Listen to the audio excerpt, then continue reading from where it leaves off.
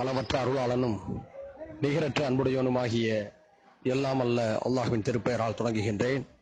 கண்ணியத்திற்கும் மரியாதைக்கும் உரிய மனிதநேய மக்கள் கலாச்சார பேரவையுடைய குவைத்து மண்டலத்தின் புதிய நிர்வாகிகளே, இந்த நிகழ்வுக்கு வருகை தந்திருக்கக்கூடிய மாமக பேரவையின் உறுப்பினர்களே, நம்முடைய அழைப்பினை ஏற்று வருகை தந்திருக்கக்கூடிய சிறப்பு அழைப்பாளர்களே, அஸ்ஸலாமு அலைக்கும் வரஹ்மத்துல்லாஹி வபரகாத்துஹு.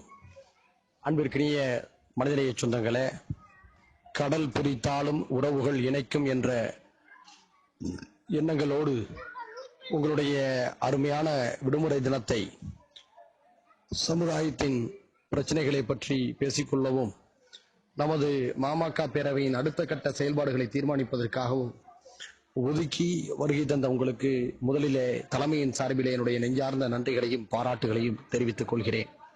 பேரன்புக்குரிய சொந்தங்களே, 2 மாதத்துக்கு முன்பாக நம்முடைய கட்சியிலே நிகழ்ந்திட்ட விரும்பத்தகாத சம்பவங்களுக்கு பின்னாலே சத்தியத்துக்காகவும் நீதிக்காகவும் கட்சியில் உழைத்தவர்களுடைய உரிமையை பாதுகாப்பதற்காகவும் நீங்கள் எல்லாம் அறவழியிலே அணிதிரண்டு குவைத்து நாட்டிலே மிகச் சிறப்பாக களப்பணிகளை தொடங்கி இருப்பது எங்களுக்கு உற்சாகம் அளிக்கிறது. குவைத்திலே இன்று சிறிய சிறிய களத்தோடு உருவாகி இன்று நாம் வலிமை மிக்க நண்பர்களாக, வலிமை மிக்க தோழர்களாக இன்று உருமாறி இருக்கிறோம் என்று சொன்னால், இறைவனுடைய கிருபையினாலே நம்முடைய சகோதரர்கள் அங்கு நீங்கள் ஆற்றிய பணிகள் தான் அதற்கு காரணம் என்பதை நான் நன்கு அறிவேன். பேரன்புக்குரிய மனிதநேய மக்கள் கலாச்சார பேரவையுடைய நிர்வாகிகளே, உறுப்பினர்களே, நீங்கள் குவைத்திலே அசராமல் தொய்வின்றி உற்சாகமாக பணியாற்றுங்கள். குவைத்திலே மிகப்பெரிய அமைப்பு நம்முடைய மாமக பேரவை என்பதை விரைவிலே நீங்கள் நிலைநாட்டுங்கள். ஏறத்தாழ அது உறுதியாகிவிட்டது. இன்னும் உங்களுடைய களப்பணிகளின் மூலமாக மாமக பேரவையை வலிமைமிக்கதாக மாற்ற வேண்டிய கடமை உங்களுக்கு இருக்கிறது என்பதை நினைவூட்டுகிறேன். இங்கு தமிழகத்திலே நம்முடைய மனிதநேய மக்கள் கட்சி மிகச் சிறப்பாக செயல்பட்டு கொண்டிருப்பதை நீங்கள் அறிவீர்கள்.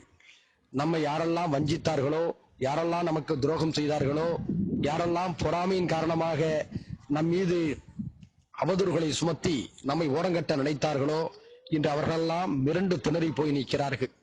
காரணம், நம்முடைய 2 மாத தீவிரமான களப்பணியின் காரணமாக நம்முடைய கட்சி அமைப்பு மிகச் சிறப்பாக எழுந்து நிற்கிறது.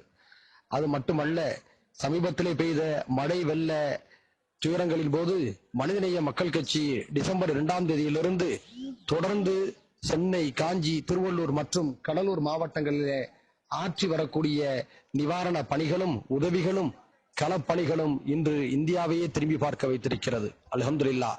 இன்று மக்கள் செல்லுகின்ற இடமெல்லாம் மனிதநேய மக்கள் கட்சியை பாராட்டக்கூடிய அளவுக்கு இந்த கட்சியை நாம் மேலும் 2 மாதத்திலே வளர்த்தெடுத்திருக்கின்றோம். உண்மையான மனிதநேய மக்கள் கட்சி நாம் தான் என்பதை இன்று தமிழ்நாடு ஏற்றுக்கொண்டிருக்கிறது. இறைவனுடைய அருளாலே விரைவிலே நீதிமன்றத்திலிருந்து நல்ல தீர்ப்பு நமக்கு சாதகமாக வரும் என்ற நம்பிக்கையும் நமக்கு இருக்கிறது. நீங்கள் அத்தனை பேரும் நல்ல தீர்ப்பு நமக்கு வர வேண்டும் என்பதற்காக எல்லாம் அல்ல ரப்புல் ஆலமீனிடம் பிரார்த்தியுங்கள் என்று கூறி, நிர்வாகிகள் மிகச் சிறப்பாக நீங்கள் செயல்பட வேண்டும். தொண்டர்களை அரவணைக்க வேண்டும். நிர்வாகிகள் வாரந்தோறும் ஆலோசனை கூட்டங்களை போட வேண்டும். ஒவ்வொரு கிளைக்கும் சென்று கூடுதல் உறுப்பினர்களை சேர்க்க வேண்டும். கிளை இல்லாத இடங்களிலே புதிய கிளைகளை உருவாக்க வேண்டும்.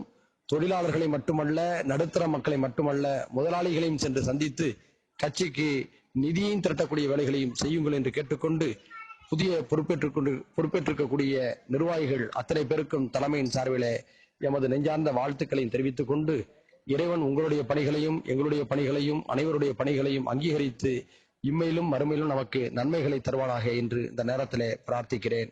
நன்றி. வாகிரதானா அல்ஹம்துலில்லாஹ்.